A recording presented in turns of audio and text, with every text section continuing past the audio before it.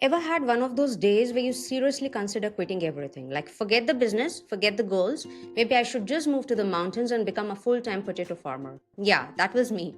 It wasn't just a bad day. It was one of those days, the kind where everything feels like crumbling at the same time. My emails had been sitting unanswered. The clients I was counting on went completely quiet. And of course, because life has a sense of humor, my laptop charger fried itself that morning. I remember sitting there thinking, wow, even my laptop doesn't want to continue this journey with me. And in that moment, I felt like giving up, truly. If you've ever had that voice in your head that whispers, maybe this dream was too big for you, maybe it's smarter to go back to the safe path, maybe you are just wasting time. That was on repeat for me, loud and clear. And honestly, it felt logical in that moment.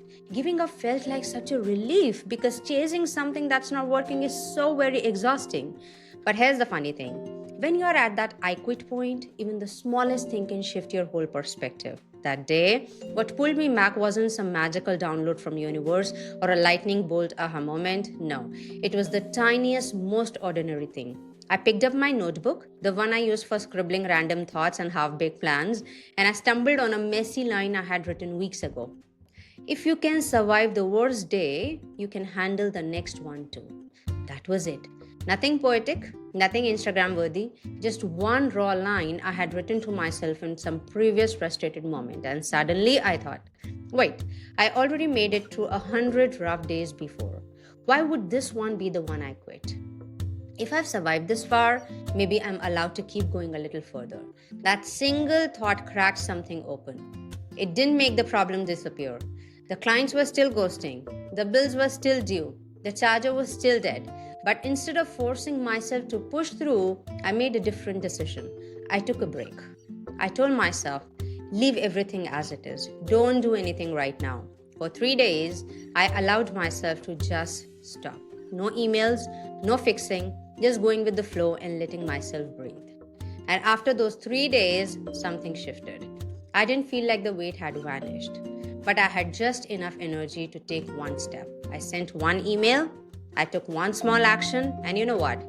That tiny step created just enough momentum to carry me into the next day.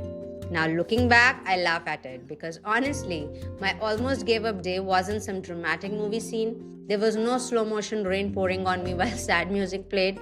It was just me in my pajamas staring at a dead laptop and wondering if potato farming might actually be a better career choice. Let's be real, the way people love potatoes, maybe that wasn't such a bad plan. But here's the truth I want you to take away. Every single person who has ever achieved something meaningful has faced this exact moment. The I almost gave up moment. What separates the ones who make it from the ones who don't isn't that they never felt like quitting. It's that they gave themselves permission to keep going, even when it didn't make sense. And often, it's not some massive breakthrough that pulls you back. It's the tiniest reminder, the smallest step, or the simplest voice inside you that says, not today, not yet. So if you're in your own almost gave up day right now, maybe this video is your notebook line. Maybe this is the reminder that you don't have to pack up the dream just yet. Because sometimes success is literally one more try away. And no one tells you this, but sometimes your pen will run out of ink before your story is done.